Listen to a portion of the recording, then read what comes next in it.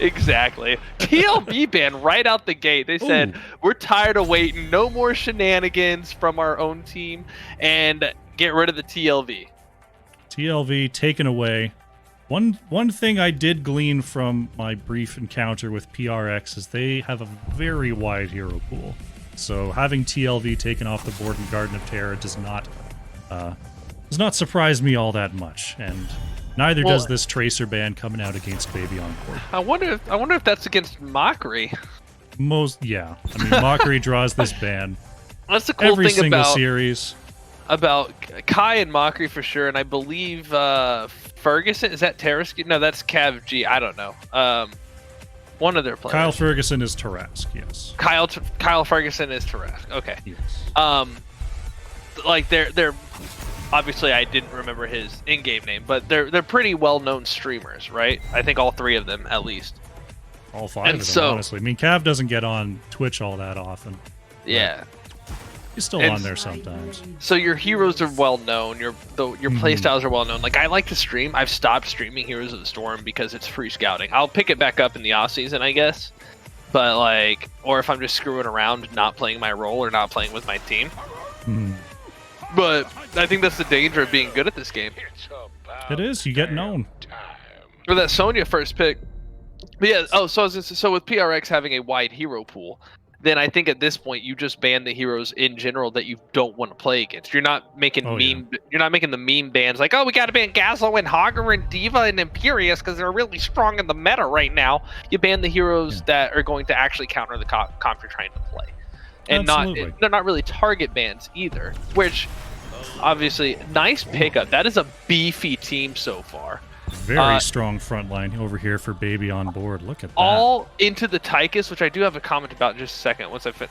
But because a lot of times you're target banning, but those target bans should still be not just things that they're good at, but things that they're good at that counter what you want to do. And I think that's something that a lot of drafting misses on when going through the ban phase.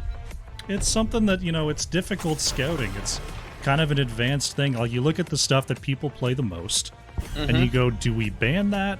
Do we pick that? Or do we pick around that? And it's a tough thing to analyze. Well, and I think the most important part is what is it that I'm trying to do and what screws it up? All right, of these things that screw it up, what do they play? And absolutely. Not Vela hollering about the pup. May would definitely screw up this all-in style comp we're seeing from Baby on board here, so I like that ban. Next two picks. Phoenix Rising Xanthite. They've got the Hogger, they've got the Tychus. I mean, we're looking at a solo Uther right now, and they've got the opportunity to last pick something like a Lunara, which is an often taken anti-Uther tech. It's going to be Garrosh Malfurion, a pretty I don't want to say old school combo, because Malfurion did get changed, but that used to be a pairing you'd see an awful lot.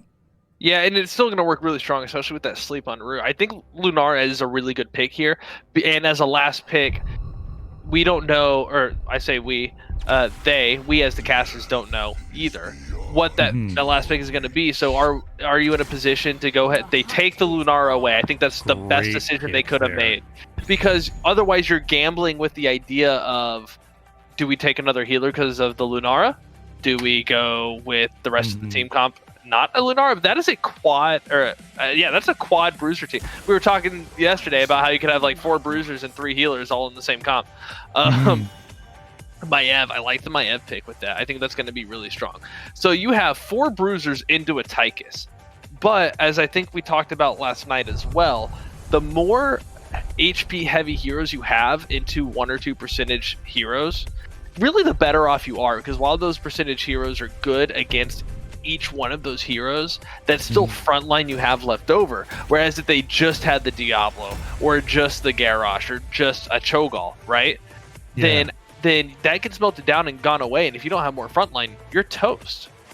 So having a lot more frontline to go into that Tychus, I think, overwhelms him, and that makes me like this Baby on board draft better. There's a lot of camp potential. There's a lot of beef in there.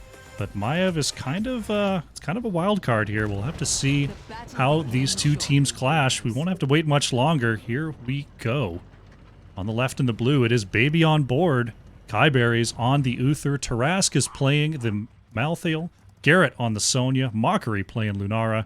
And Cav on the Diablo. And the only time I'm going to say it like this, for Phoenix Rising Xanthite, we have Josh Scott on the Hogger, Text over the rest of my boxes, Iron on the Malfurion, Grand Paladin on the Garage, Idioms running that Tychus in Hiva? Hiva? I think it's Hiva. On my Yev. That is Team Phoenix Rising Xanthite. Cav getting the quick stun onto Grand Paladin here, but Hiva with the good chains onto 2 into that Malfurion route. Tarask able to warp on out of there. Oh, but the grenade taking out the Malthael. Diablo falling as well. And Phoenix Rising Xanthite coming up big with the double kill, sub 30 seconds. Were you as confused as I was? So Malthael had a really nice teleport off a mark on the back line there, but Tychus with that quarterback on 1 has the range to get that execute. Very, very nicely done. And now Grand Paladin is hunting for Garrett here. There's the spear. Sonya gonna have to start backing off. The full rotation is here. 4 players up, 1 player down. Sonya taken out in the bottom lane. A lot of blood coming out for Phoenix Rising, and as one of my friends always told me after he left combat med school, all bleeding stops eventually. So we'll see how this bleeding stops for Baby on board. But they've got some coming back to do already. They're down a half level. They're down some camps. It's interesting. Mockery going ahead and getting that siege camp. That's gonna walk. Kind of a missed timing with this first objective though. I would have liked to see him maybe get this middle siege camp and then rotate up and get that siege camp started during the seed counter. Having the bottom one and then the top one taken could have been the way to go. I mean, if you do it this way, you end up closer to the objective, so I guess there's a little bit of a trade-off there, but I think taking it in the other order could have been slightly more optimal. I do like that. Yeah, I like putting the other team in a bind on decision making. See Hogger just wrapping up the 3rd camp of 3 there for Phoenix Rising Xanthite as our first seed is getting ready to spawn. This looks like a give. Oh, that's a catch. No, maybe. Maiev looking for the bind is going to land, and that's going to be it for Mockery. Just barely on the edge of that extended auto attack range. No, Cav, what are you doing? Get out of there. You just charged into 4, bud. But is able to walk out. For the support. Sonya going to spun in a little too far. There goes Sonya. I think the indecision got Mockery there because he was already on the other side of Tychus and was basically just good to go up to his towers, and then he went back through the gank. And I think that's really what finished him off. But that was an excellent gank on the side of Phoenix Rising Xanthite. They said they're giving this objective. What are they doing? We see 3 or 4 on the map. That top camp's gone. Lunara has to be on the siege camp. Let's go get her. And that's just all based off the it's just all off the mini map. Stun combo onto Joshua Scott. Hogger trying to rotate on through, but the Hog Wild is going to be enough. The throw onto Cav is also good, but no follow-up to be had there. Right now, Phoenix Rising Xanthite looking really, really good in this opening salvo. I think Garage was more making a statement. You're going to harass my Hogger, I'm going to harass you too. And you best check yourself type of a thing. Perfect 1010. Thank you very much for the subscription. Welcome back. The 2-month sub. So we're getting ready for our 2nd seed. So now we see Baby on board starting to move up here. Right now, Sonya maintaining pressure in the bottom lane. The route to sleep is good onto Cav, and the lockdown is just too much. Diablo gonna fall. Yeah, that early kill right here as the objective is going to start, that's going to force Baby on board to have to go ahead and retreat again and get this 2nd objective. They're going to be in a real bind for getting back into this match. Or this game, rather. There's plenty more match left, but this game is going to be hard. And we've seen how Garden of Terror can respond. Yeah, that was nice. I don't think they're going to be able to re-engage on it very well, especially with Sonya in the bot lane. This is going to be a 5v4. But the Death Shroud coming through again. Looks like we do get a 4v5 right now. Nice engage onto the Hogger. Really Hog Wild ripped out up there. Cav once again being keyed onto. That's going to be Diablo going down. Tarask is looking to go through a Reaper's Mark, but takes too much damage and is going to fall there. With some good interrupts to start off with. I thought that they were going to be able to get away with a couple more, but Phoenix Rising Xanthite, the grabs of Garrosh, the pulls of Maiev, anytime someone gets caught in there, they're just being kept in there for the, the whole health bar. I wonder if Baby on Board is underestimating the Emerald Dream. It's possible. I mean, the one thing that the talent really, like where it really shines is you can damage the player while they are rooted and they will still get slept on the end of it. And there's a effectively a dodge frame, but the opposite, right? When they go to sleep, there's still that damage frame where they don't get woken up either. Yeah, it's like a quarter second or something like that. It's similar to is what it is. Similar to Ana's it's similar to Ana's sleep, where you don't get immediately woken up. There's like a quarter second where you're slept. Yeah, and it's painful. It's deadly. I really think that they need to change a couple of these cleanses. Maybe not the Sonya spin on cleanse route, but otherwise, like I think the Brightwing AoE heal that has a AoE cleanse that has a 2-minute cooldown should give a quarter second of unstoppable. Sonya trying to leap out of trouble, but it's not going to be enough. Taken out once again here by PRX. Tarask thrown into the back line. Nice D-shield, though, is going to allow Malthael to turn around. APOC combo landing as well. Double leap is going to land onto Iron. Now Furion and Garrosh both go down here. Hiva with the triple Umbral Bind trying to get out, but the stun is up, and Maiev is down. Cav is very, very low, trying to go back in. Hogger is going to hog wild through the back. Idioms is trying to kite away from Tarask here, but the Soul Rip is enough for Tychus, and it's going to be an ace, minus the Diablo here for Baby on Board. What a turnaround, minus Sonya there. Yeah, I mean, it's a level 10 comp, and that's something that we didn't talk about leading up to it, and I think we were so focused on the hero makeup and then how well Phoenix Rising Xanthite has been doing, but that the APOC, I mean, Divine Shield, Divine Storm, either way, right? But the APOC engage with the leap, with the slam, that is a mobilized offense that is going to absolutely immobilize the victim. And it's a lot of AoE CC. Oh yeah, that was some good a AoE beautiful CC on the side of PRX there, but the APOC and the leap, that's some very, very good lockdown potential. We didn't see the leap in that last fight, but that would just, overwhelm this by a lot. Indomitable is going to have to be popped there by Grand Paladin, as Mockery putting some damage onto the Orc War Chief. I think Phoenix Rising is going to be hard-pressed to get another seed. Tarask getting thrown in there. Could be another pick opportunity. Shockwave to block it up. And once again, Baby on Board is in a 4v5.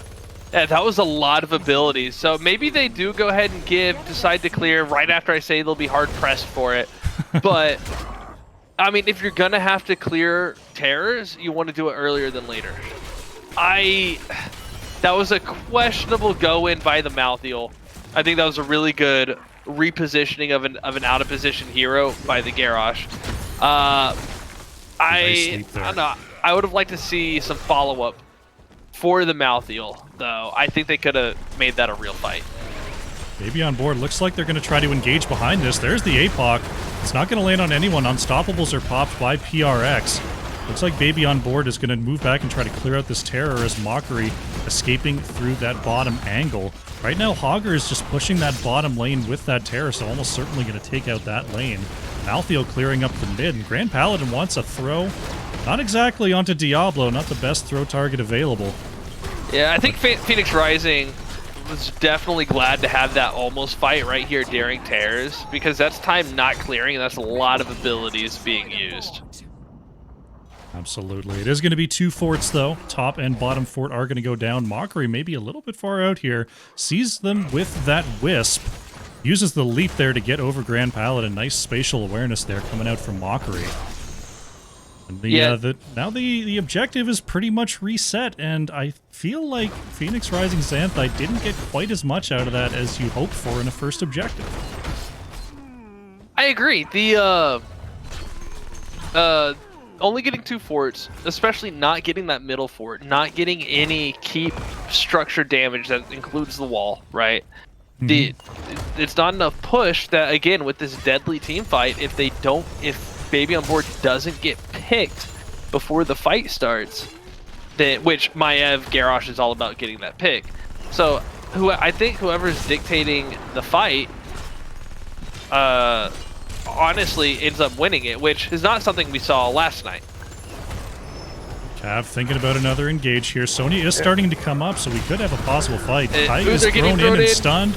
Uther's going to go down first. Big silence coming out from Malfurion alongside the Warden's cage. Tarask actually manages to escape the cage there. Throws the last rites onto Haiva. That's going to be it for Maev. A 1-for-1 so far, but Tarask is very low on the edge. Garrett being slowed down there, thrown back in, and that's going to be it for Sonya. But Cav isn't done. They want to find this Garrosh kill. Grand Paladin is slowed.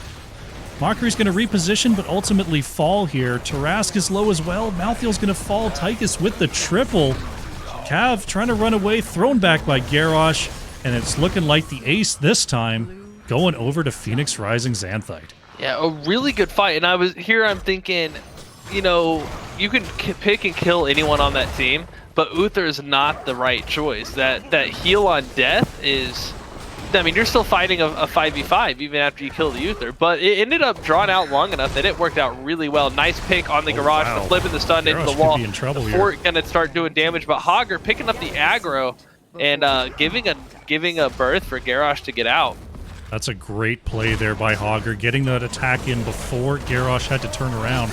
And there's the taunt combo onto Cavalier Guest. Diablo's gonna fall. Garrett and Kai. Oh, Garrett gets hit by the edge of the shockwave, and then by the knock-up from Garrosh. The Divine Shield is gonna secure Sonya's escape.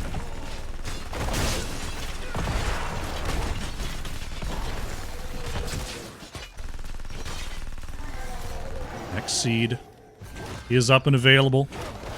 Phoenix Rising Xanthite looking to pick that up and pick up their first of 3. My co-caster is putting in the banana requests. I don't know what you're talking about. What a guy. I don't know. We'll get those going during the break here. Can we see damage stats? Sure. Here you go. Oh, that's XP. Here's the damage. Cav going to be thrown in and taunted once again. Warden's Cage just to be sure, but Diablo's going to go down here. That's a couple of key cooldowns used by PRX on this push, but they do manage to get a full death on that Diablo. Guy looking to get some extra stuns off that Benediction on the outside. Garrett looking for any kind of angle to move up. Tarask very low. Gonna have to move back. Garrett's gonna leap in and try to get the kill onto Iron here. Lunara following that up, and that's it for Malfurion, but Sonya's killed for the trouble. There goes Lunara and Uther. Phoenix Rising Xanthite, I don't know if they can do core without Malfurion here. Looks like they are just going to go ahead and back off. These fights are like Garrosh getting the throw, and that's ending all of these fights so early. I just now realized Tychus went auto attack quests, which I think normally you want to go bigger they are, so you just get a pick, knock them out, and take them out with the grenade. But having so much frontline, being able to keep that overkill going, minigun rather going throughout target to target, probably more beneficial. The amount of lockdown that's been picked here by Phoenix Rising Xanthite, I don't think they need the acceleration through that first 70% of the health bar that talent provides. Like you've got the throw, you've got the taunt, you've got the roots, you've got the pull from Maya. Like whatever target they pick isn't going anywhere for the longest time, even if Tychus never even popped their trait at all. So I like having that damage that's going to be more consistent throughout the fight, rather than overcommitting to the pick potential. Yeah, I think that's, definitely the right way to put it. Ooh, oh no! The puppies were playing and then fell into the green screen and. Oh no! The dogs are out, causing all sorts of terror. Well, mine's on wheels, so that doesn't help. Wisp is going to spot PRX on the gank attempt in the top lane. Baby on board. Going to just wait at the wall here. Got a seed spawning in the bottom right here. Baby on board only need one more for their next objective. But there's no one who can get out there right now. With this push in the top lane, it's going to require a 5-player defense. Wall is already taken out here. And level 20s have arrived for Phoenix Rising Xanthite as well. So if they get any picks off this could be game. Yeah, I mean, they were trying to pressure core last time and thought better of it.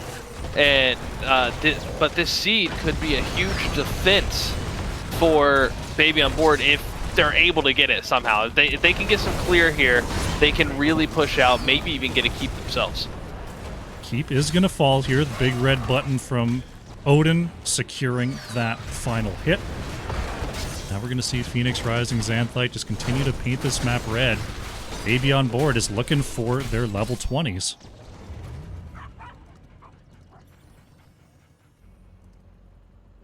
No Master Assassin, that's true. We didn't quite get the full meme Lord Tychus build.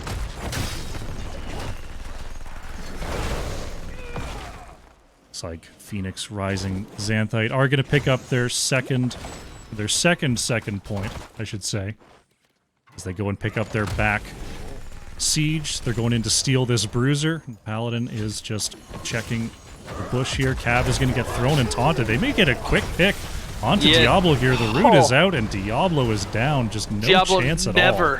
Never had a chance to press Q. Never had a chance to flip. Just nothing. Diablo caught and thrown. That's what we were kind of talking about earlier. They can kill any hero that they grab. Absolutely. With no Brightwing to come in with any kind of global presence to save, no Uther in range for a Divine Shield, it looks like Phoenix Rising Xanthite is going to start moving onto this core. There's the Odin once again from the Tychus, and they're going to wait for this double camp to just walk up and aid them in this push. 3 catapults and a bruiser camp trying to be cleared out by Malthael here. Getting chased out by Idioms. Grand Paladin finds 2. Malthael does go down in that mid lane. Mockery trying to move back, nice and vulnerable there. Uther going to stay alive for now as Garrett looking for a way in. Core shielding is still there, but the camps are starting to stack up. Kai is going to get pulled back by Haiva, and there goes Uther. Garrett looking for an opportunity to move in. Q's in is going to put some good damage onto Grand Paladin, but just too much lane pressure here. Phoenix Rising Xanthite pick up the first win of this series. A very, very dominant showing. Again, I thought that team comp was going to be really, really strong into that Tychus, and I think it was strong into the Tychus. But when you have Hogger doing the Shockwave, he took Shockwave, yeah, right? Yeah. So Hogger with the Shockwave, you have the throw, the stun, the taunt, the root that's into a sleep. So there is no opportunity for anyone on Baby on board to get out, and Phoenix Rising just played that beautifully. I don't think my theory is wrong about the bruisers into the Tychus. I just don't think I think the rest of that draft around the Tychus enabled him so well that whoever was grabbed just didn't have an opportunity to play the game. It was a tough one to play into. Phoenix Rising Xanthite got all the right picks at all the right times, and it shows in the kill count. 26 kills there to the 7 of Baby on board. It was the Tychus with the very nice 69,000 hero damage, leading the way on the charts there. Take a quick look at the talent screen, and then I believe I have some exercises to perform. Oh, you do? A la Taco. If I take a look over here, we got some ab twists, some push-ups, and some curls. Well, we were talking about getting old. I figured we should at least try to... you want me to do them with you? Do them with me? I don't know. Yeah. I think you just... Keep on chatting, keep on talking. Right. I'm going to move back and I'm going to start these. I'm going to start this up here. Let's go to the exercise screen after I go to the main. It's a crying shame. It's a crying shame that I closed the stat screen. Otherwise, I'd be able to talk about that. But that Hogger build, I do like that Hogger build, Goon, that you're talking about. I like the quest on the W. It's a really good looking quest. It has a lot of extra bulk to Hogger, a lot of extra sustain that he can get throughout a fight, as opposed to just hoping for a Bones to Nod to work out for him. And then if you're good at getting those stacks, especially with those other W talents, the Shockwave works really well. And then those Hog Wild talents, the slow to help keep people still I believe it was spell power reduction is the other talent that he has there at 13. So that's that spell power reduction then disables a good chunk of Malthael, a good chunk of Lunara, almost all of Sonya. Uther's healing's down. Just in general, really, really strong talent into that team. So I definitely agree with that Hogger build, even though I'm not much of a Hogger player, right? This is just all from what limited knowledge I have about the hero. Oh, I love the exercise screen. That is fantastic.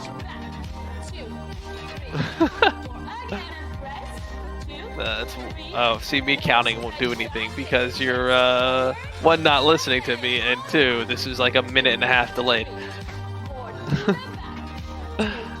So our viewers will get to hear me enjoy this after they're done seeing you do it. All right, I'm back.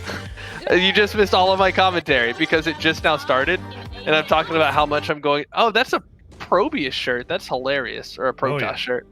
I was just talking about how much I was gonna start counting for you, and then you couldn't hear because you're not listening to me, and also that I'm waiting for Richard Simmons to come out. It's my favorite scene. All right. Looks like it was. Oh, you switched it so we can see the push-ups. Okay. I see. Yeah, it's St. Patty's Day. You got to have the green on. Yeah, there's the green that we can see now. Is that like is that a silky shirt? No, it's just a normal T-shirt. Oh, okay. It's just Probius. It's just the shadow or the lighting making it look like a. Oh yeah, once I get close to the green screen, it gets a little more wonky. Yeah, like one of those microfibers. Yeah. Well, no, not with it being keyed out. I'm looking at where it's showing right now, where we're looking at like your shoulders to your waist. It's all right. I provided really, really good, solid content. No, not really. Well, we did talk about the Hogger build. We talked about the Hogger build. Excellent. And it looks like we have a coffee back. Coffee has returned. No offense to Garrett. Glad to have the roster back for Baby on board. Coffee. Yeah, go ahead and hopefully speak for everything's me, all right. Cool. Coffee's here now. Stark, thank you very much for the follow during that. You tell them I'm ready. I see how it is. That's right. We're getting ready here for Cursed Hollow game number 2. Draft coming up right about now. As I take another pull. I just realized that that's a moving background. Oh yeah. That's a full video, man. Jeez, I am way behind the times. I don't have alerts on my screen. I don't have a moving background. I only have 2 exercises, and they're in the same point redemption. Someone finally redeemed my Eminem rap break the other day, Crush. Oh. There's only one word in it. I'm going to have to tune in for that one. Goodness me. There's only one word that I shouldn't say on NGS official cast. But I'm allotted one. The rule everybody is gets not one. Excessive. That's what Spider-Man says. Right. I believe that was the smiley rule for swearing is treat it like a PG-13 movie. You get one and it can't be used in a verbal format. Well, I guess it's technically as a verb, but you can talk. It's weird. Is that the rule? That seems like a decent way to put it. Well, that's how it works for like the SCC. Is like you can say a-hole, you can say, you can't say the F word, but so for PG-13, the difference between a PG-13 movie and an R movie is how they use the word F, right?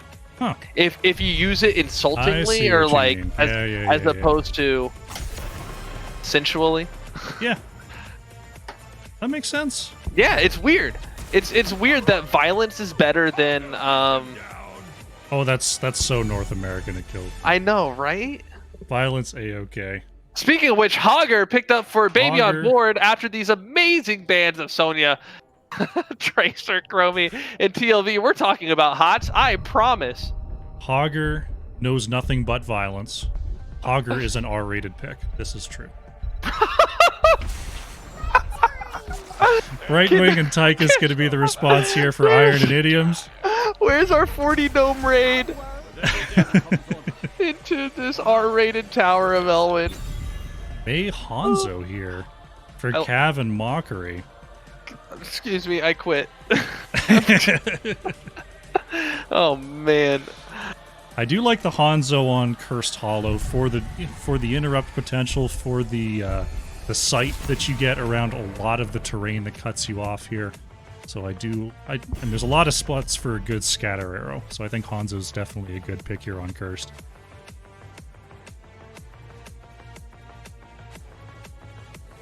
I like, yeah, the walls are great, and we might even get Dragon Arrow for some global presence if we need it. Not even with play of the game at level 20, just in general. Dragon Arrow, if maybe he's late on a rotation, maybe the team needs a little bit of extra help following up an ice wall. I don't know. Could also, I think there's a case for Dragon Strike as well. Oh, always. Off of the ice wall and the blizzard, keeping people locked down in an area. We'll see what else they Baby on Board drafts for that purpose. We've got a Rexar Mal'Ganis here. Yeah, I think Stun Arrow. I think Stun Arrow would be really good. And I get those heroics confused between Dragon Arrow and Dragon Strike. I always forget which one's which. But yeah, I think the Brightwing's a really good pick here. Brightwing's always a strong pick on these huge maps, and the fact that she gets through and isn't first picked is surprising to me. The wait is over. All right, we've got the Lily Cassia coming out from Kai Berries and Coffee. Very strong set there, especially with May providing a lot of extra blinds for the Cassia. So I believe there's a song. Primed to put out a lot of damage here. There's a song about that. Blind City, blind City. Something like that. Yeah, I think that's how it goes. Whoa, no, that's how I heard it on the radio, at least. Yeah, exactly. Well, no, calling out Cav, apparently not liking to play conventional tanks typically. We've gotten 2 in a row out of him. So well, they banned the Sonya, and he loves to play that tank Sonya. Does he really? I mean, I won't say he loves to play tank Sonya. I'll say he's played tank Sonya in previous weeks. It's kind of like, you know, the comp called for it. That's like a tank Valera, right? Yeah. It's just a tankless frontline Sonya. But the Genji last pick here from Phoenix Rising, Xanthite going to try to put some pressure onto Hanzo, put some pressure onto Cassia. And I like the pickup because there's not exactly a lot of point-and-click CC available for Baby on Board here. Yeah. You heard my pun and just rolled over it, right? Or did you miss it? I missed it. What was it? I said it was a tankless job. A tankless That's why job, I'm here, indeed. Crush. This is why you don't pay me. Put it on the board. We got it.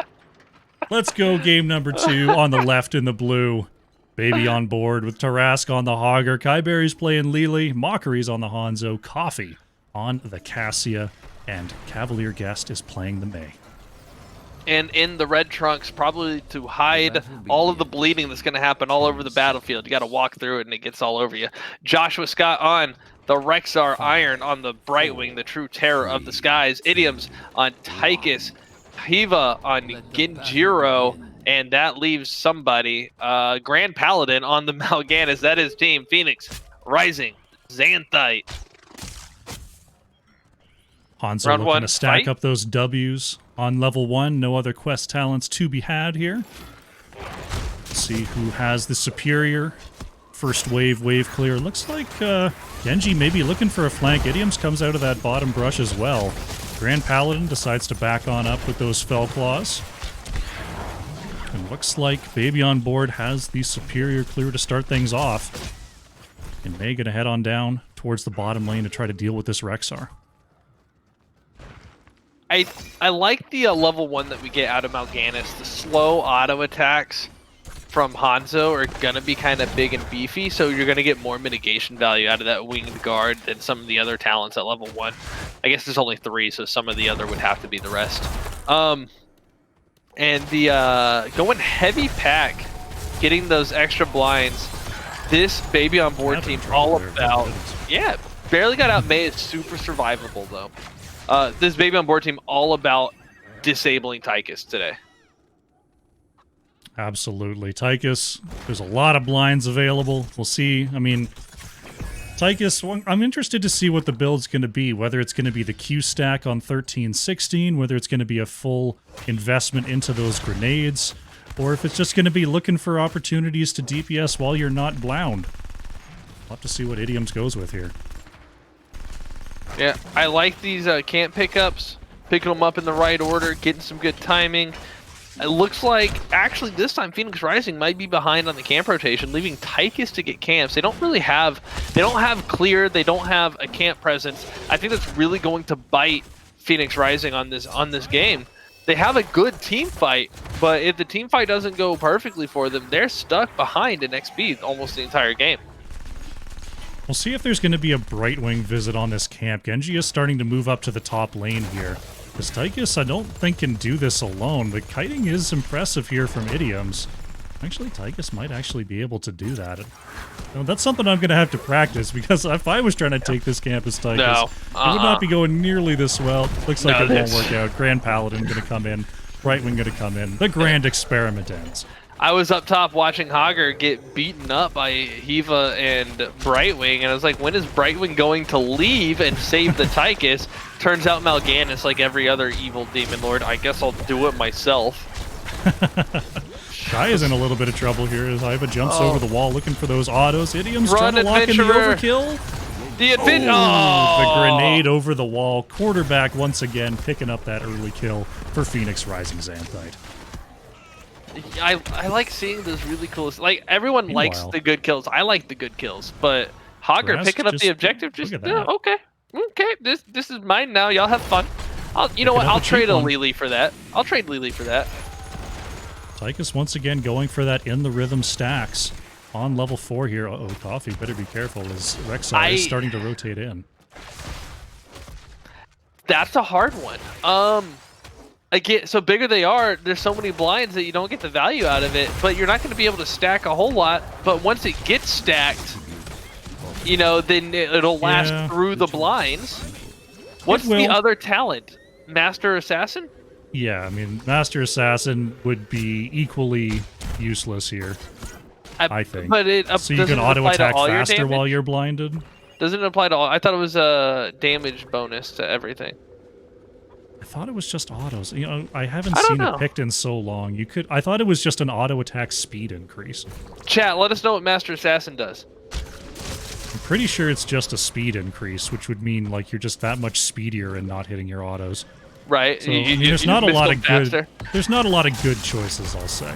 Yeah, nice little in the push rhythm setup probably by the has the most possible value. Icing through the Genji vaulting over the wall. Here comes Brightwing on to the Mal'Ganis. Mal'Ganis gonna go sleepy time. Kai getting interrupted by the quarterback. Tychus running in with the minigun active, but blind on blind. Gets knocked back into the stun after the stun expires, so no stun on the Tychus. Genji dashing back through. Gonna pick up the kill on Hanzo. Gonna follow up on the Mei. There's the flip over onto her head, and she goes squash. Adventurer running away, and this tribute should be going over to Phoenix Rising now, but that is a low-looking team. Hogger making an interrupt here. Iva could be in trouble here. Lily looking for the last auto. Oh, can't quite get it. Lily saying to herself, let's do a murder.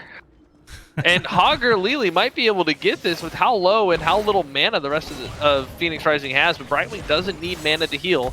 They and Hanzo are on the way back here. Coffee poking in on the edges is actually out of range of Idioms. And I think we're fighting once again here. Iron may be caught by that Blizzard. Misha Bear stunned on the outside alongside the Brightwing. There goes Brightwing. There goes Misha. And Coffee is going to try to chase down Rexar's body. That's what I told my team. A Misha kill. Board.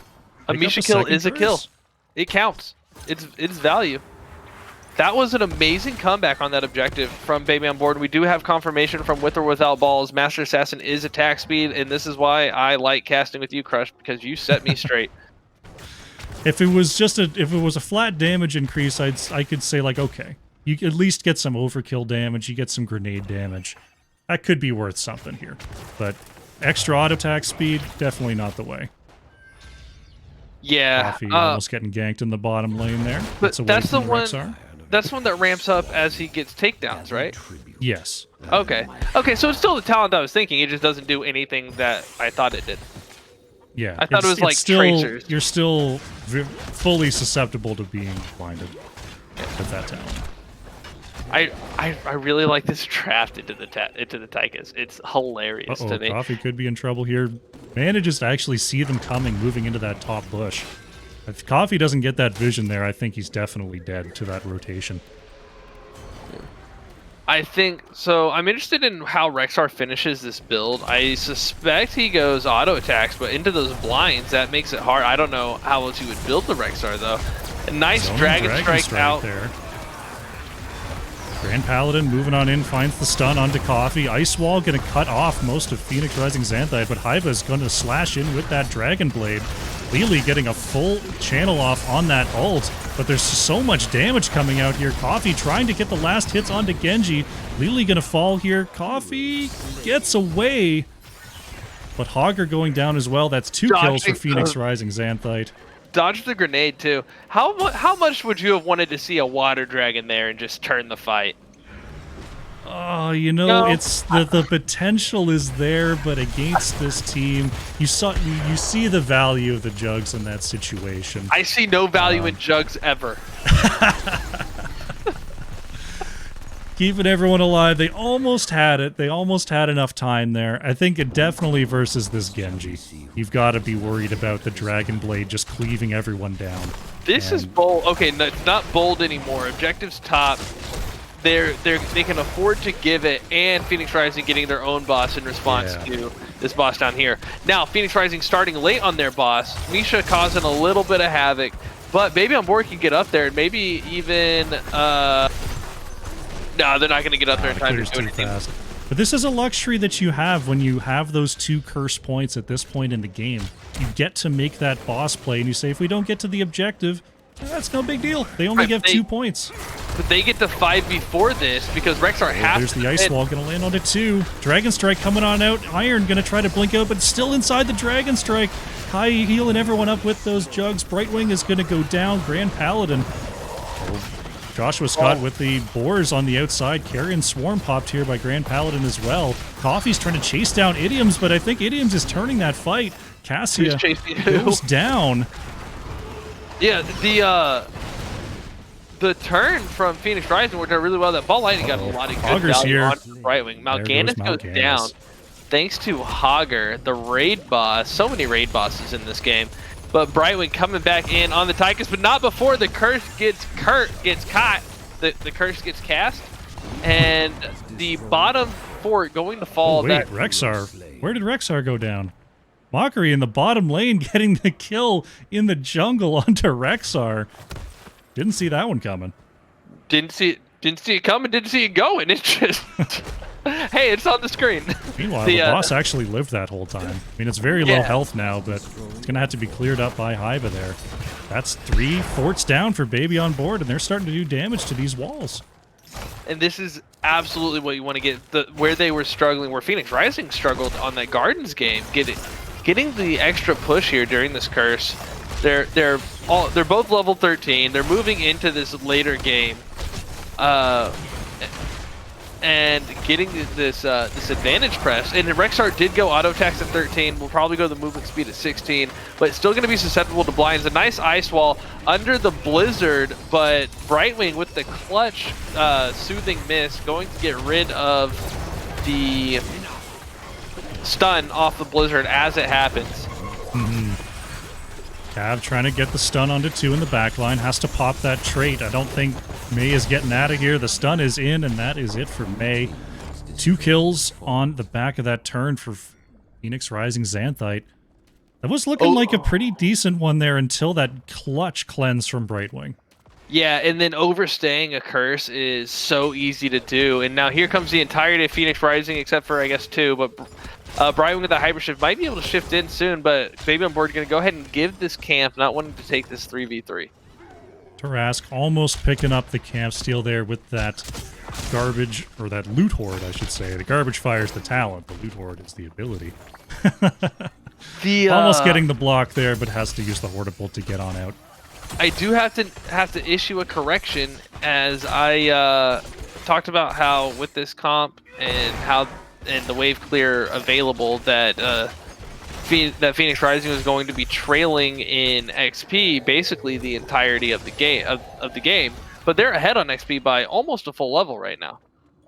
Very far ahead on the minion XP as well. Nearly, gosh, 6,500 XP ahead on minions.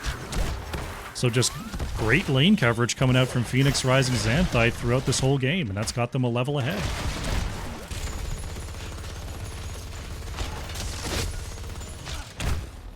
Camps clash here in the mid.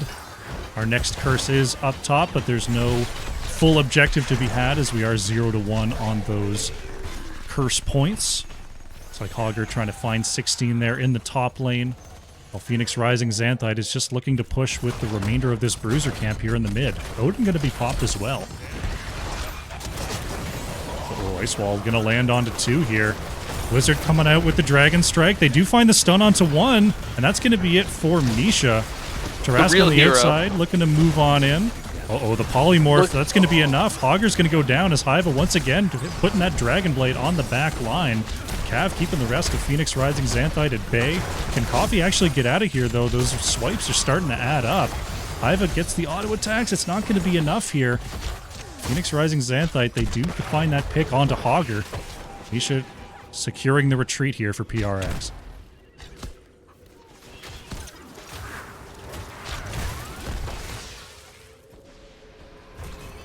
Next curse point is up in the top lane. Hogger still down for another 5 seconds here. Baby on board has been pretty good at denying these turn-ins. We'll see. Highberry is able to get away from the advancing Rexar. Next interrupt is in from May. Coffee looking for 1 is going to get body blocked on that arrow. Dragon Strike used for the next interrupt. That's going to be enough for Hogger to make it back to this fight. Hanzo is slept, though. Mockery trying to get on out of there. Hiva in the back line, and that's going to be it for Hanzo. Idioms being saved there by Iron as Grand Paladin. Oh, that's that 4 ice wall bodies saving the in the ice though. wall. Tychus going to go down here. Grand Paladin trying to escape, moves back in to try to secure the escape of Rexar. Won't be enough here. Hogger in the back line. Can they actually find Grand Paladin here? The stun is in onto Brightwing. It was a really, really nice ice wall, but I think it saved the Mal'Ganis and potentially the Genji.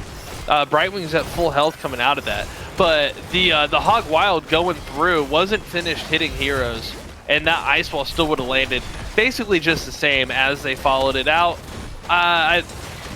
Just a little bit of mistiming, I think, could have or a little bit better timing could have cleaned that fight up way more. But they still get the boss. They got the tribute. That boss is marching. They're going to go down and get their boss. So they probably don't lose too much out of it. But I don't know. I feel like that fight could have been cleaner. It's possible there. Like it's tough to get the wall onto just the targets you want. It was a big hit there. We got the stun. We got the Dragon Strike out. Brightwing wasn't able to cleanse it off. Right. And they find the 2 kills and they get a double boss play along with the curse in the bottom lane. That's pretty serendipitous here. So I guess other than KDA, it doesn't really affect anything at this point. Because everybody would be back up by now. They don't get any extra pressure anywhere. They maybe get that keep instead. Possible greedy play here for Baby on board. Yeah, the scout arrow finding everybody coming in. Coffee on the wrong side of everything. Misha getting blocked out with the ice wall, with the double ice wall. Nice cleanse coming out of the Brightwing. And Brightwing somehow Brightwing's still alive. Oh! Blink heals are OP, man, but Hiva going nowhere. The protect just in time. Gonna wipe out the Lili and the Hanzo with that Dragon Blade. May gonna fall as well. A huge turn fight for Phoenix Rising, and they're not done. There's a sleeping Coffee Cassia. starting to pop off. Oh! Goes down there. Tarask looking to move back, but somehow Genji on the edge of death multiple times in that fight. Iron on the edge of death. Core taking multiple times. The core is down to 69% here. The boss is starting to wail away. 52. That's a big boss. The boss clear isn't exactly very fast. 39%. No. On this core, that's where they struggle. Range now. That was the one thing that we kind of pointed out is their weakness is clearing stuff out. So those bosses, really good decision. While they lost 5, they took 60% off the core with no real threat of counter push. I see Phoenix Rising Xanthite pick up a couple camps, try to clean up their lanes here. Top keep is pretty low. Could go down to a possible push in the off lane here. Maybe on board trying to find their 20s. As we see Phoenix Rising Xanthite coming across here, will not get the steal onto this siege camp. Augur in the bottom lane is, or in the mid lane I should say, working on this bruiser. But Phoenix Rising Xanthite, they've got a curse on deck if they can pick up this point. I don't think they get much out of the curse, even if the they lanes get are it. pretty pushed in. I mean, they'd clean up the forts. Yeah, they'd get the forts, but I think that's it.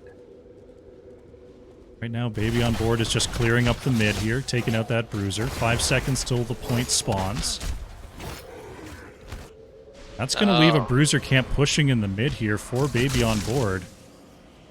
Looks like they're just going to actually give this curse. I think they agree with your assessment. They're just going to go ahead and defend this.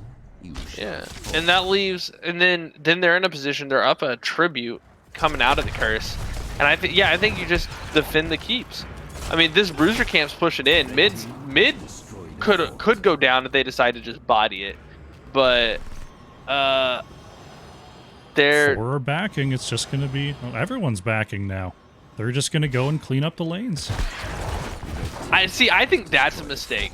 I think they need to just go get that middle fort because Rexar could clean it up. If they're sitting there on that middle fort, they stop the waves from pushing. They have their structures. I hear an ice wall go out.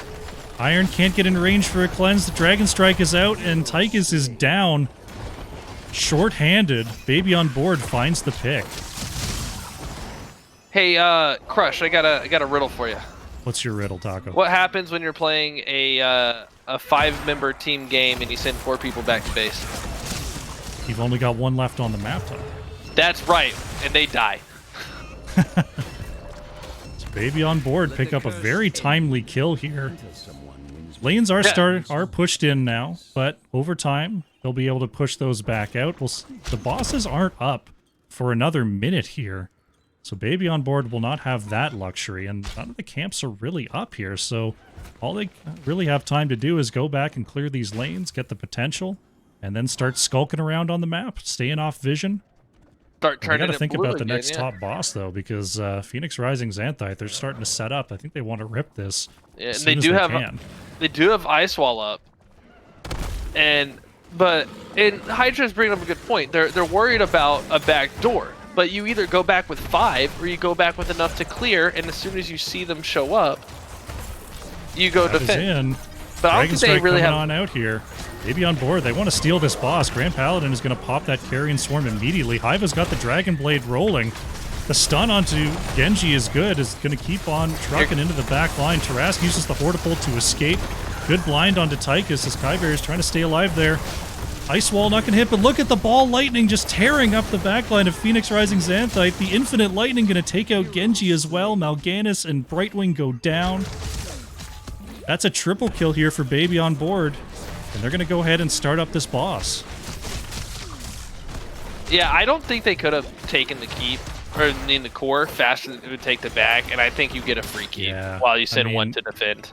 Cassia Hanzo, not exactly the greatest building racers in the business. Hogger doesn't do a lot to buildings. May definitely doesn't do a lot. Tarask could be in trouble here as Idiom just back up. Can the Hog Wild actually make it out of here? Moving back across the lane. Oh no, the slow from the overkill isn't going to be enough. Hogger gets taken out, but the top boss is claimed by Baby on board. I'll take that trade. Mongoose, probably. Looks like they're just going straight for the double boss play. Not trusting in their siege abilities on these death timers. They will be able to pick this up with no contest from Phoenix Rising Xanthite. They're just going to go ahead and clear up this top boss, though it will claim this keep.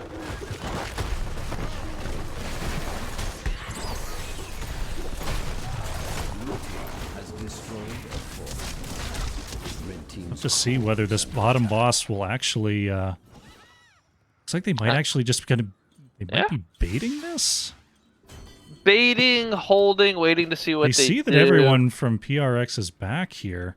I mean, it's a threat though. They're gonna bluff this, and they see them committing to come and bot. They go ahead and rotate. I kind of like the wait. Coffee sees them coming, vacates that brush. Gonna be dismounted, though. Idiom just moving up here. Cav on the outside puts up the ice wall. He's gonna cut off Grand Paladin. Mal'Ganis finds the sleep onto Lili. That could be trouble. Kyberries pops the ult right away. Dragon Strike trying to split the members of PRX, but they're advancing fast. Right wing actually taken out by Cassia. Cassia is 1v2ing in the backline, trying to get this Genji. Kyberries goes down, so do Misha and Rexar. Idioms, it's the no control from Hogger, ripping through Phoenix Rising Xanthite. That's a quad kill. The boss is on the core. That's going to be a taco. We saw what this boss did on the core with no health earlier. So this boss, full health, enemy team dead. I don't even think Baby on Board has to go into the base. Core they don't down. make it. They don't even make it into the base. GG over to Baby on Board, evening up the series, and much cleaner play. Very nicely done. Great macro sense coming on out from Baby on Board there. Every time they took a fight, they had off-lane pressure, so the longer the fight went, the better it was for them. They got keep damage, they got keep kills, they got core damage, and ultimately just snowballed that into a win. Very nicely done. Yeah, absolutely. Hey, I need like 2 minutes. No worries. We can take a quick break here. All right. When we come back, it's going to be game number 3 of Baby on Board versus Phoenix Rising Xanthite. Don't go far. Alrighty, welcome back here. We're getting set up for game number 3 of Baby on Board versus Phoenix Rising Xanthite. The RX coming up big in game number 1 on Garden of Terror there, but Baby on Board with a very nice macro strat. There on Cursed Hollow takes the second game. And we're going to be going to Infernal Shrines here for game number 3. You know, we got rid of Towers of Doom, so I feel like this is the next best thing to a comeback map. Mm-hmm. And I'm ready for some more bloodshed. Crush, are you mad at me? I am not. Well, I'm looking at the lobby, and you're as far away from me as you could possibly be. That's true. I don't know why it warped you in all the way down there. I just want to down there. I want to know what I did wrong. If I don't know what I did wrong, I can't undo it. You know what? I think the game banished you to the bottom of the observer order because you didn't accept the first invite, and it was upset. Yeah, I should have clicked the went, lobby you know what? link. 5th. If it's good. Our third lobby, our third draft is up and available. It is Infernal Shrines, and it will be Phoenix Rising Xanthite with the first pick this time. And like Crush, you said, what do you Infernal, like to see here? Oh, go ahead. In terms of picks or in terms of bans? Yes. Apparently, Infernal Shrines. I mean, it's Poor about as Valkyrie. standard as a map gets. I don't expect a whole lot of difference in the ban strategy, but the teams have also been very reactive in their drafting. So I don't think it's going to be kind of a one-line map strat from either squad. It's just going to be picks and counter picks all the way down like we've been seeing. I don't see that changing. Yeah, I'd like to see a diva, I think. As much as I don't like the hero, I think that'd be fun. There is a particular, Infernal Shrine strategy that is often not employed where you just go stuff like Asmodan, Alexstrasza, Diva, Tychus with Odin, and you just say, like, we're just going to go in, click all of our buttons at once, and we're going to get every single objective. Yeah, you said Alexstrasza in that, right? Yeah. Yep, Dragon is a free objective. Just every time. Diva! I win! You owe me a hug. Don't you tempt me in this COVID world with a hug, sir. How Hey, dare as long as it's less than 15 minutes, I've been told it's okay.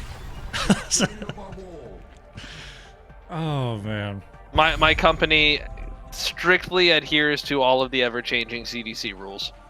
15 minutes, that's funny. Yeah, no, we first level contact is considered apparently being within 6 feet of a person for a cumulative 15 minutes over 24 hours. I think that's what I heard too. So we could hug for 10 minutes and then not see each other till the next day. That's just what to say Right. it's going to get. Then we could have a 5-minute conversation about it, then have another 10-minute hug. May and Deckard going to be the follow-up picks here for Grand Paladin and Oh, Iron. puppy. And we've got some pretty good zone control and long-range poke here from Phoenix Rising Xanthite. That's what you want to see on Infernal Shrines. If you're looking at the D.Va Stukov on the other side, that's a pretty dangerous duo. It's I mean, both sides look really scary. Stukov and Infernal Shrines, you can't get away from it. But Chromie with May and Deckard, you can't get away from. So we're going to see proper greeting for sure, despite the nerf. That is a mud comp already. And so Chromie going to shine, going to be throwing sand everywhere. The sand castles will not be pretty. They'll all be stomped over, and you'll end up with sand everywhere you don't want it in your socks and shoes, of course. I mean, and this is true. And Baby on board just Orphea Kerrigan coming out for Mockery and Coffee. Kerrigan, an old favorite here on Infernal Shrines. Someone should remind Coffee that the mount for that skin is technically banned if Phoenix Rising Xanthite has a problem with it. It's only if you're in the particular skin, right? Right, yes. Is that what showed? I've got my big thing over the middle there, my soothsayer, so I didn't see it. Well, don't worry. In about another 30 or so seconds, you'll see it. Right. But the other team has 2 minutes to decide if they like how the game started to say that we don't like that mount skin and restart. But only if you don't like how the game started, right? Isn't that how that works? You can go through. It's not like you can go back later and invalidate the game. Right. But we've got a Blaze Rainer here for Phoenix Rising Xanthite and an Oriole alongside the Stukov here for Baby on board. Yeah, this is one of the few times that I'm like okay with the Blaze pick here. I don't like Ace in the Hole. You probably want Exterminator here given the nature of this map. You have Chromie to capitalize on the mud, but Ace in the Hole capitalize on the mud, and then you don't need Race if the enemy team's dead. I don't like the Rainer pick. I wish they had a better way to enable the Orphea on Baby on board, but with the Crushing Jaws and then Kerrigan going crazy, do you hear that back there? A little bit. Pups are having a good time. No, he's being pathetic because he's in the crate right now. What a guy. Yeah, he's pathetic. He's excited for this game 3. We're going to bring it on back. On the left in the blue, it's Baby on board with Kyberries on the Oriole. Tarask is on the D.Va. Cavalier Guest on the Stukov. Mockery playing Orphea. And Coffee is on the Kerrigan, who is on a plain horse. So we're okay there. Poverty horse? Poverty horse is the call. Someone get Kerrigan the stimmy. We got Rainer, played by Hiva, Grand Paladin on the May, Iron on Deckard Payne, Kane, Idioms on Chromie, the real dragon, and Joshua Scott running the Blaze. That is Phoenix Rising Xanthite. Look at that poverty horse. 2 poverty horses. That's how you know that you're the real deal. That's also how you know that you play on Smurfs a lot. And you just don't even worry about your mount anymore. Yeah. And there is going to be a pause coming in as Kyberries has disconnected. Someone fell. Nope, back. She's back. Oh, there's a pause anyway. Cool. The host. That is gonna That's okay. You know what? I like not having the pressure of having to restart the game myself. That's the way I don't take the ref. Oh, I mean, I like being able to communicate in the case of something like that happening, but solely for that. Let me, I'm going to make up a note, though, to call out either Idioms or Mockery, whoever comes for the interview, on that. Kerrigan actually taken out by the Rainer there in the bottom lane. Mockery could be in trouble, too. It's a double kill for the Rainer. Hiva popping off there.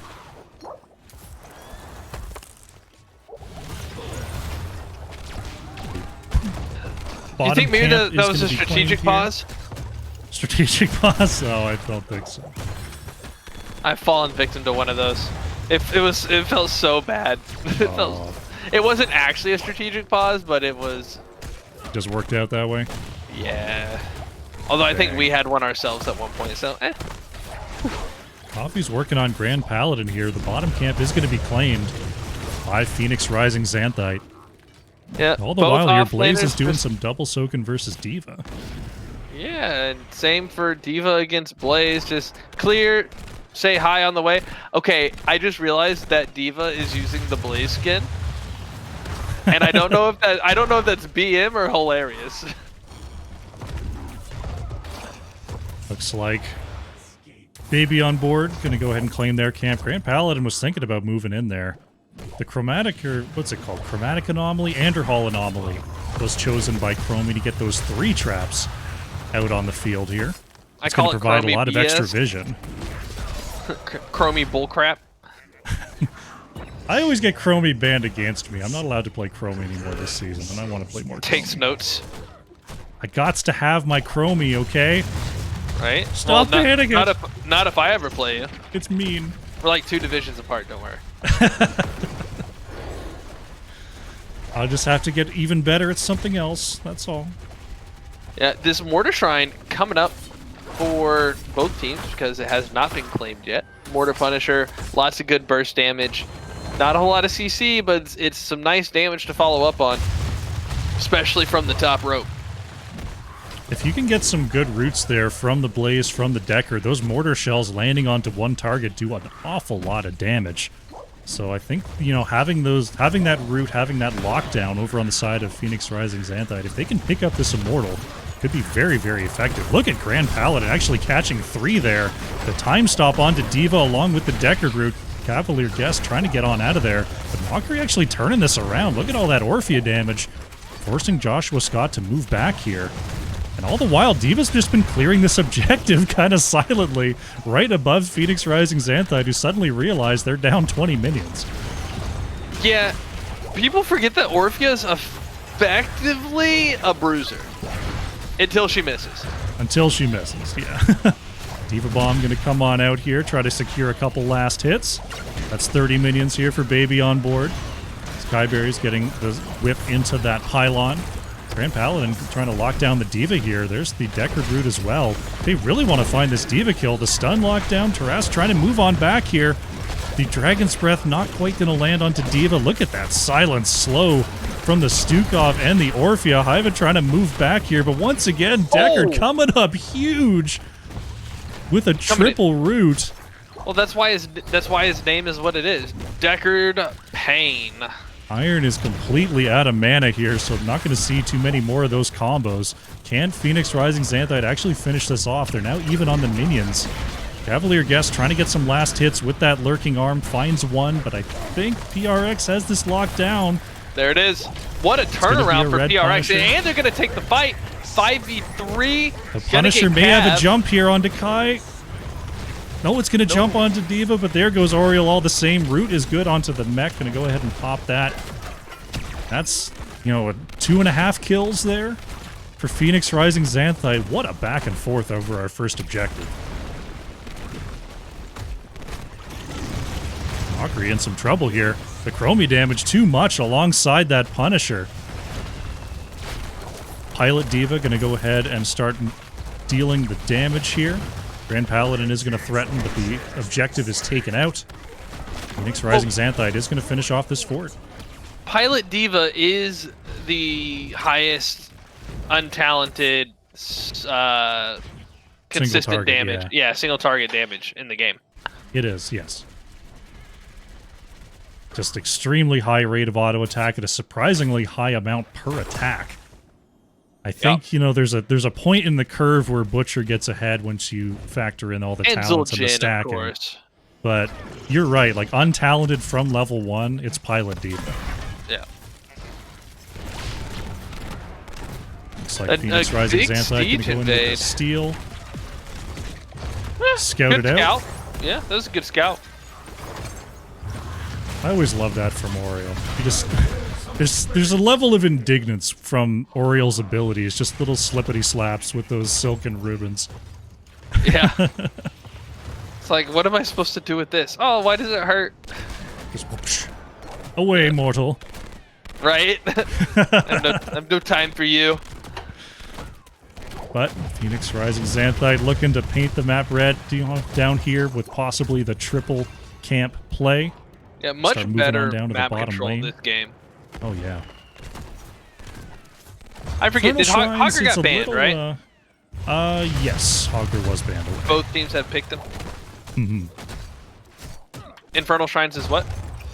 Infernal Shrines, I was going to say, just the camp situation is a little bit easier to work with than I'd say a Cursed Hollow. Cursed Hollow, there's a lot of decisions about the order in which you're going to do things, the timing in which you're going to do things, and you can do that on Infernal Shrines, but what's more important than timing stuff out correctly, honestly, is just getting all the stuff.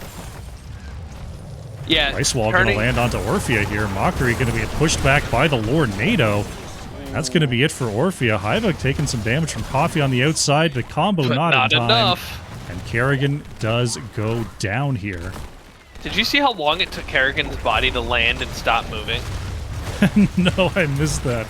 Well, I hope you caught it on the stream. Oh, in the about a camera's minute, centered. you'll want to Hopefully look. Chat gets to see that. Yeah. As if you can see the fort, then you'll see it. No, it's ridiculous. Guessed. Trying to defend here, but is ultimately going to get pushed back, and the second fort of the game going to be claimed here. Haiva almost going down to that fort, too. Both offlaners working on these back shaman camps. So our next shrine is activating. We've got an arcane shrine coming up here in the mid. Looks like Baby on board will have the opportunity to jump on there first, as Joshua Scott on that Blaze is still working on that camp. Level 13s Blaze are here for PRX though, Taco. Yeah, if Blaze doesn't go Incinerator and the other one, he went Adrenaline, and I guess he did take those talents, but and otherwise Blaze is barely doing that camp at all. I mean, with those two, you can kind of do the camp, which is good enough. Oh, they did nerf it back down, didn't they? It was really strong. Yeah, I mean, it was really a nice silly big shot going out, and now Diva back in the Meg, gonna come back in. There's the rush down onto the Haiva, gets pulled back in by Orphea abilities, goes into the bunker. That's a really nice bunker, and Kerrigan's dead still, but no one else going to die. No. May Grand Paladin gets down. caught on the terrain there. I don't know if you saw that icing. It just kind of jiggled back and forth on that little shrub there. Oh, I hate gets that. taken down. Tarask going to move in and try to cut off Haiva here. As Raynor being forced out. Very even on minions so far. Raynor's Hyperion trying to get some last hits, and it looks like PRX are going to go ahead and lock up this objective. Time trap onto 2. Tarask is on the chase here. Gets pushed back and demech'd. Mockery gets the kill onto Haiva. I think Mockery's just trying to play mobile heroes that are like almost Tracer, but not quite. I mean, there's a lot of good mobility knowledge, mobility, that comes from playing a lot of Tracer that translates into the stuff like Orphea, like Hanzo, being able to flip around that battlefield. But I think when you play Tracer that much, you're just a bad person. Oh. No offense, Mockery. It's a reflection of the hero, not the player. Is it though? I mean, I say that about. That felt personal, sir. I say that about. I say that about Tracer and Samuro and Genji. Samuro's not one that I've got to see an awful lot of in my casting series so far. Kind of more fringe than ever before is our favorite Blade Master. Only. Just because it's the only Blade Master does not mean he's not the favorite. Right, but he's also the least favorite. Man, I do not like that character. I think the least favorite Blade Master is Grommash. He didn't even make it into the game. I've heard a lot of people wanting to get Grommash into the game. There's, for a long time over on the subreddit, it was talking about, where's Grommash? How do you not have Grommash? And I'm just looking at, we've got Garrosh. We've got Samuro. Where's the room? Where's Gammon? I want Gammon. Look at this setup Only over one here voice for line available. PRX. Right. Q is called Gammon. W is Will, and then E is Save Us. And there you go. I just wrote the kit right there. But 16 advantage here for PRX. They're pushing into this bottom keep wall.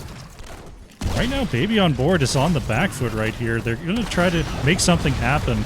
They're going to have to wait for their 16s to really have a fighting chance here. And in the meanwhile, it looks like they might lose their key. Yeah, it's a good push coming up for PRX. A lot of patience waiting for it, waiting for their camp to get there, their wave to get there. They get about half to keep. They're going to have to back out. Good on them not getting greedy as well, because we saw that overstay on the last map. My baby on board just getting kind of wiped out as that curse was finishing up. And so not wanting to repeat those types of mistakes, Phoenix Rising, Xanthite just looking at getting their advantage back. 33, 21. Start. Level 16 on the horizon here for baby on board. We're going to have a word with those folks. It's not my job, man. Right. PRX looking for the Shaman Camp steal with their level 16 advantage. This should be fairly easy to do. Coffee is going to see it happen, but will not be caught out by Grand Paladin there. And our Frozen Shrine is coming up here in the top lane. Baby on board will have 16s for this. Oh, Cavalier Guest could be in trouble here. Jet Propulsion's going to land along with the Blizzard. Stukov gets the swipes back, but there's just too much damage. Stukov gets caught. The Ice Wall onto Oriole to prevent the save.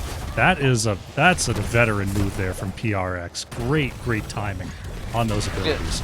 Yeah. And then to not still overcommit to it, just taking their time working through. So that gives Stukov a little bit more time to get up. However, that's not taking extra structure damage. There's, again, the patience coming out. I think they really had to put their foot in their mouth after that second game and work on just taking what's there and not giving anything extra. Absolutely. But Phoenix Rising Xanthite definitely have what it takes to pick up this Frozen Punisher. Tarask just going to go ahead and poke in on the edges. Stukov is on the way back. So if baby on board, they do have an opportunity to possibly jump in, but it's going to have to be fast. So we're already on 23 minions here. But Stukov is here. They're ready to move in. Tarask is going to get hit with that time trap. Stukov moves on up here. Kerrigan gets stopped and blinded. Diva nice back. And disruptive. Diva pushing back Iron and Idioms there, getting back into that mech. And a nice Coffee trying to find an angle here, but the stuns coming out are so big. Two caught by the crushing jaws. It's going to be Stukov going down first. And look at the Blaze Bunker. Iva in all sorts of trouble up there. Kerrigan going to go down, but Raynor following. Mockery trying to pop off here with those Qs. Grand Paladin going to ice on out. Mockery health. is healing back up to infinity as Joshua Scott trying to get away from the Ultralisk. The Frozen Punisher has been taken. Diva's on the chase here. And Mockery missing that Q onto the Chromie. Not going to be able to move in. Not going to be able to get that heal. And another miss of the Q. Mockery in a lot of danger. And I think Chromie May is going to be able to keep him isolated. No, there he is back in. And saved here by Oriole. But it's not going to be enough here. Orphea going down. Joshua Scott with the shield. Going to stay alive for now. There's the ice wall after Orphea falls. Tarask is going to have to get out of town. Oriole going down here. And all the while, a really Frozen good Punisher delay, though. Is on this bottom keep. Fighting down like that gave a lot of time for clear on the Punisher from the rest of the team coming back up. So, the fight may not have gone well, but they didn't lose their keep. That is true. Kerrigan and Stukov did make it back for the defense.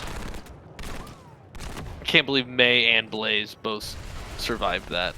It just kept on going.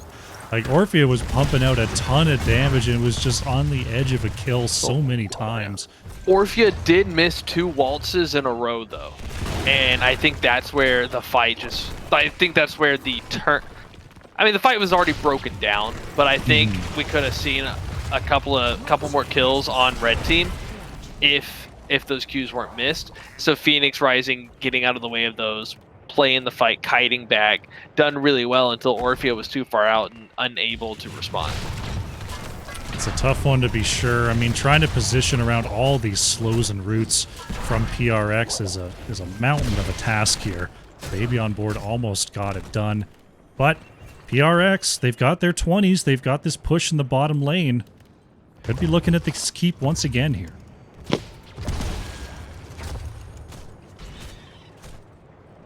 Stukov is making their way down for this defense. Chromie is starting to dish out the damage. Sorry, go ahead. How do you feel about that Lornado? It's done a few things, but I wonder if the isolating sleeps how that would play with their team fight. You know, I'm not sure. I think it's not quite as good into the double support as something like the Lornado, because like unless you specifically sleep both supports and manage to not wake either of them up, then you know you can get some stuff done. Yeah. That's pretty tough to do. Yeah, that team comp. You're right. I don't think anyone on that team can intentionally not awaken anybody. Yeah, like Rainer's auto attacks are splashing, Blaze's auto attacks are splashing, Chromie's just dealing damage to everything all the time. So like people are getting woken up. Yeah, here. That makes a lot of sense. That's why I asked you. The push is going to be started up once again on this mid keep, as bottom keep was taken out by Phoenix Rising Xanthite, who still have all 6 of their structures, by the way. Yeah, they have their 21 to 19 advantage. I don't know. I like game 3s, but I like them to be close. And this doesn't feel close. The fights are looking like they could go either way, but everything is coin flip in one direction. And now the building structure, the map appearance, I think we're starting to get to the point where you not only need to win the last fight, but you need to win the last 2. Absolutely. Baby on board. They've got a chance. They've got 1 keep left. The objective is starting to come up. Tarask is getting some dismounts there. But like you said, it's going to take 2 or 3 big fights here for Baby on board to open up a win condition and possibly think about moving on to the core. And with Phoenix Rising Xanthite already starting these minions on this shrine, Baby on board has to roll in here and make something happen fast. Yeah, agreed. Absolutely agreed. Coffee is going to be noticed on the outside there. Tarask is trying to reduce this damage and has the mech bomb available. Ice Wall is going to land onto Stukov. Where did Stukov go? Absolutely annihilated there. Hiva somehow getting into the bunker. Unbelievable. Rainer is going to end up going down here. Oriel finishing up. Idiom's on the outside. That's Chromie going down. Grand Paladin could be in trouble. Baby on board. They're getting this done. Mockery is putting out all the damage onto Blaze, who's trying to finish up this objective. Look at that. 36 minions. Joshua Scott's still alive. May is down. 37. Oh, Blaze Orphea falls. Picked up 2 out of those 3. Iron is still dueling with Pilot Diva down here. And someone has to go back and clear, probably Diva. Iron is going to be looking for 3 minions here. Trying to throw in that damage from the outside. Picks up 1. That's 38, but we're at 33 here for Baby on board. I think they've got this. 38. Iron, can't quite get the last hit onto those 2. Mockery's on the chase here. Iron is going to get run down here to complete a mega kill. That's a 30-second stagger. Stukov is going to be back here for the clear, and we've got, this is what we talked about. This fight is going to open up 1 lane here for Baby on board. They still have to find themselves another big fight win to think about the core. Stukov actually making their way back up here. With Decker down for 30 seconds, they might take a chance and try to take this game right now. Jump onto Grand Paladin, who pops the Unstoppable. Gonna get stunned by the Kerrigan, who moves into the Chrysalis. Just a little bit late from the Orphea. Bunker has already been used. Objective is still a little bit healthy here. Baby on board could be going for something right now. Oh, Coffee taken out on the outside here. Phoenix Rising Xanthite are turning this thing around. Ice Wall's going to land onto 3. Oh, that is gorgeous. I love how that looks. Blizzard with the stun. Look at the damage coming out. That's Stukov and Oriel down, but there goes Grand Paladin. The core is being killed on the side of Baby on board by those catapults. There goes the and that's Orphea. A core overstay. There's 5 catapults. Going to go ahead and finish this game. Phoenix Rising Xanthite, hold on and pick up the victory. GG. That hurts to see. 5 catapults on the core. You get a John Cena mortar kill on the May. It's just a core overstay, and those are so easy to fall victim to. I think they were trying, They were trying to make something snappy happen. They were trying to bring it back from the depths. But ultimately, a great hold there by Phoenix Rising Xanthite. Turn it around and pick up the series victory. Very, very nicely done.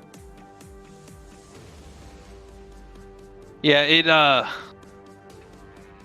I mean, it was. Oh, I'm now grasping the kill count because it looked really even. Like again, the fights ended up going in favor of Phoenix Rising pretty much the entire time, but I didn't think the kill discrepancy was that large. The level difference. The damage on Orphea is huge, but there's not a whole lot of.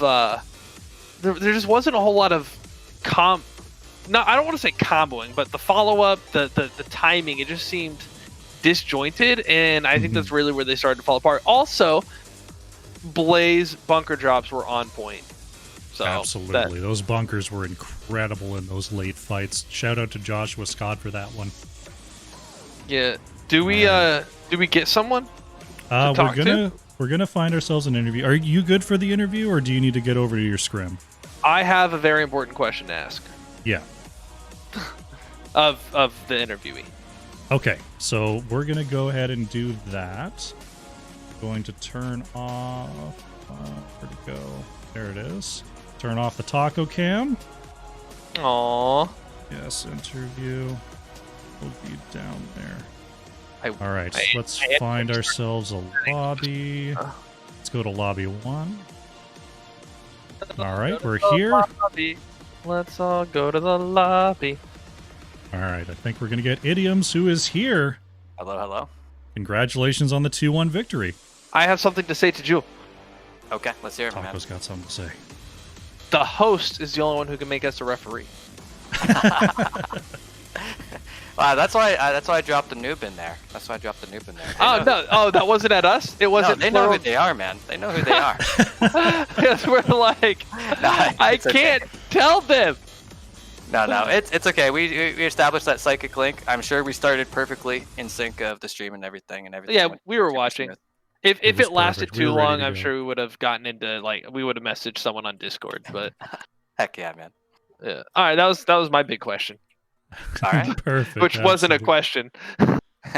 So, I mean, quite the series there. I mean, Garden of Terror looking, it looked like the camp clear and the macro advantage was over on the side of Baby on board. But looking at the mid game there, I remember the minion XP overwhelmingly in your favor throughout that game. What's the map approach there on Garden of Terror in terms of how you control those camps? Because it looked like you guys were looking for a lot of invades. Yeah, good question. So just our composition in general, we did have a couple wave clear heroes in terms of Hogger and Maiev, and pretty much everything else was like, hey, we need to get on them and get a gank because that's where our advantage is. They do have a pretty big front line that we can grab and throw. Tychus is good follow-up. They did have a good counter pick with the Uther. I don't think it worked out the way that they wanted it to in the end, obviously, but yeah, I mean, so we basically had 2 people on macro control while the 3 of us kind of thought about where they would be and what kind of invades made sense on the map at the time. So it's kind of like a weird 1-3-1 in a way, if you ever heard that kind of strategy for a Dragonshire. But you can also do it on bigger maps too, where you just have the 2 kind of fluidly rotating, and if Maiev or Hogger come in for the gank as well, it's really advantageous. Looked very, very good out there. Just a commanding victory there on Garden of Terror. A lot of in-lane ganks, a lot of camp invades. Was there, I mean, through that game, you had a commanding lead. What were the pitfalls you were looking out for? What were the, things to watch for where you could have possibly lost the lead in that garden? Yeah, so just before our level 20, we actually gave up a seed that was favorable to them. So just a situation like that is you're kind of putting yourself in a position to potentially lose when you don't have to. We were much closer to 20, like you said. We had the minion lead and XP lead and everything. So we just had to kind of ride that to 20 and then get the fights that we want. So with any kind of pick comp, you always want the fights that you want. Obviously, right? You just don't want to get engaged on too often. They did have good engage tools as well. So yeah, we just wanted to control vision and get picks and stretch our lead like that. Okay, yeah, definitely makes sense there. Moving on to Cursed Hollow there. Was looking like a similar sort of situation to Garden of Terror. You were getting the invades, you were getting good fights on the points, but Mm-hmm. it seemed like the macro pressure coming out from Baby on board was a little bit more there on Cursed compared to Garden. Was Mm-hmm. there something with those camp timings that was making things a little bit difficult, or was there something different about the rotations there with those comps? Yeah, so the rotations are different because we don't have like an extra wave clear alongside. So we're really low on wave clear, which is just a drafting mistake. So we Okay. kind of want to go and obviously stay even with camps, but really get advantageous fights and get pressure on the Hanzo and kind of turn the fights like that. And for a while, it worked out, but after we'd win the fight, they're able to stall it pretty much infinitely, and Mhm. it was something that we like while we're there trying to, cap that, and they're stalling us. They have map pressure, and obviously, if we grab that tribute quickly and we're able to clean up lanes, it's not a big deal. But if we're stalled there for like a minute, those camps are going to get a lot of value. They pretty much got a free keep bottom. So they definitely play it to their advantage, and they recognize like a draft weakness, I think. Absolutely. Any thoughts on that middle map there, Taco? It looked the like you said, they found the draft weakness, and the whole time was like they lose to pressure. They just lose to pressure. The fights Mhm. can go their way, but they lose to pressure. And I mean like you said, that's basically what we saw. I'm curious about the boss call, that interaction that went back and forth, and then I think they overstayed at the keep. No, that was after a curse. But the one where yeah, the only boss interaction y'all had as 10 people. Yeah, if I think I'm thinking the right one, and I'm sorry if my memory's a little bit fuzzy on it. Right? Uh, yeah, it's if I'm thinking the right one, I think we just wanted to force something on them. Like we wanted to get our Mal'Ganis in his strengths there, which is like a tight quarter fight against like a Cassia. Um, yeah, we just never really got the fights we wanted, I think. So we were trying to kind of force something, it didn't work out, and I think when you're feeling like you're behind, those are what like the risks you take, right? Yeah, absolutely. Yeah, and sometimes you got to make something happen. Hmm. And if you're already behind, then a 50-50 flip is better than a 100-0 flip, right? Oh yeah, man. When you're down 4 levels in Storm League, you just run it. Like you just run at the other team, and that's it's the only chance you're gonna have to win. So Yeah. we wanted to kind of force something in like a somewhat favorable spot for us. Obviously, it didn't work out. I'd probably make the same play again in the same situation.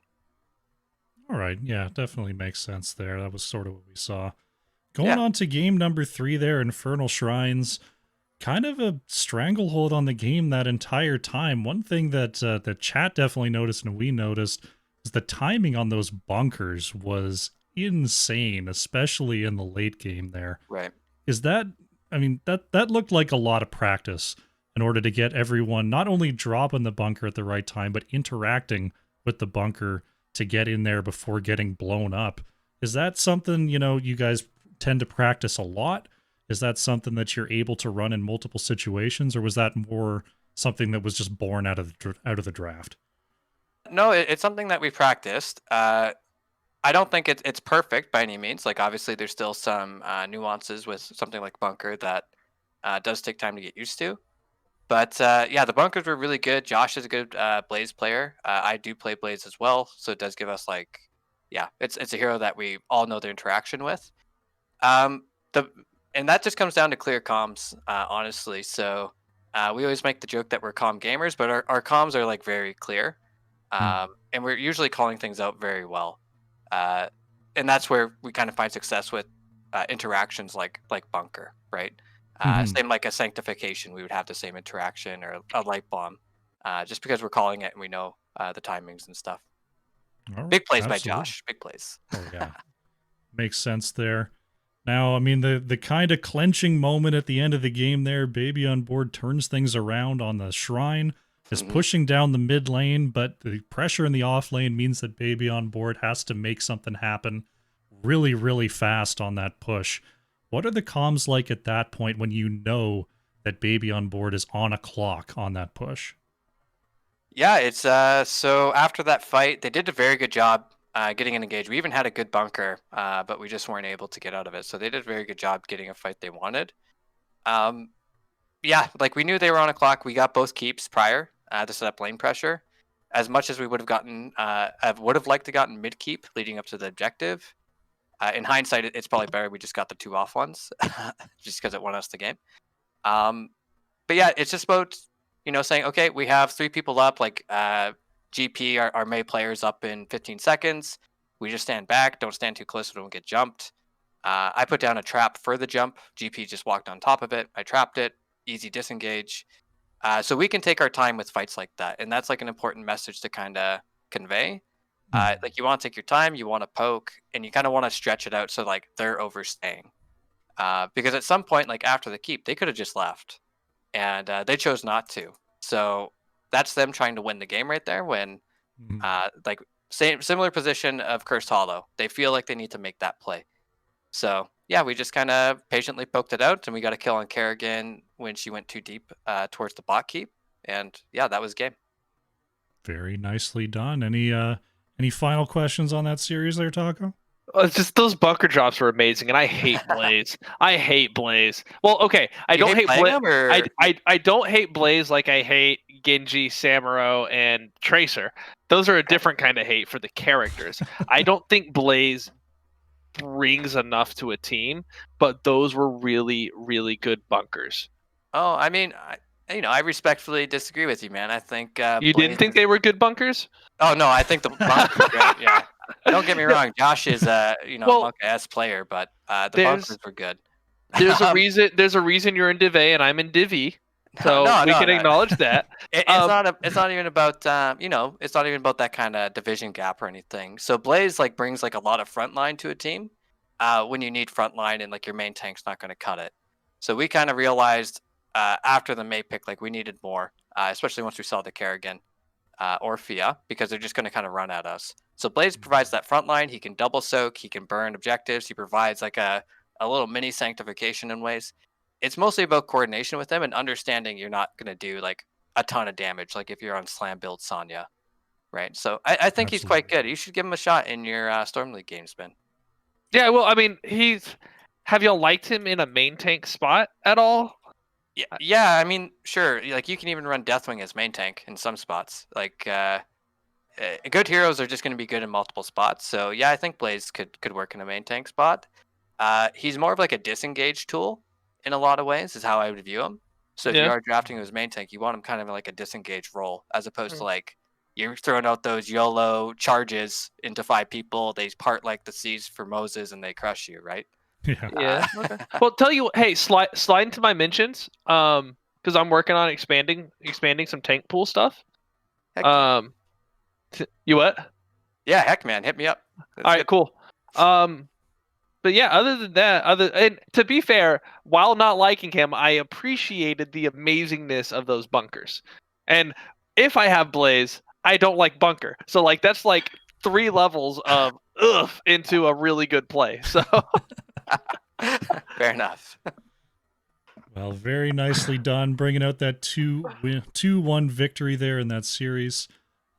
Floor is yours. Thank you very much for coming on out for this interview. And any shout-outs you'd like to make before we close things down? Shout out to you guys, first off, for casting us and for your patience leading into the match. I know there's some issues with that, and then we had like a disconnect or two. And appreciate the patience. I'm sure the cast was great. Yeah, shout out to Baby on Board. Mockery did say he was going to 2-0 us. So unfortunately that didn't happen, but maybe it's because we didn't have the Lazy Hydra in is why that didn't happen. No, they played a really good series though. I liked some of their drafts and stuff, and I thought it was pretty fun. Shout out to my team, obviously, for playing well and sticking through it. I think we were all a little bit disappointed about the Curse game, so we came out pretty strong on the Shrines game and had a good series. And yeah, great season so far. Everyone's put in a lot of work, so all good stuff. Excellent to hear. All right, Idioms, once again, thanks for joining me, and good luck going forward in the season. All right. I appreciate it, guys. Peace out. See ya.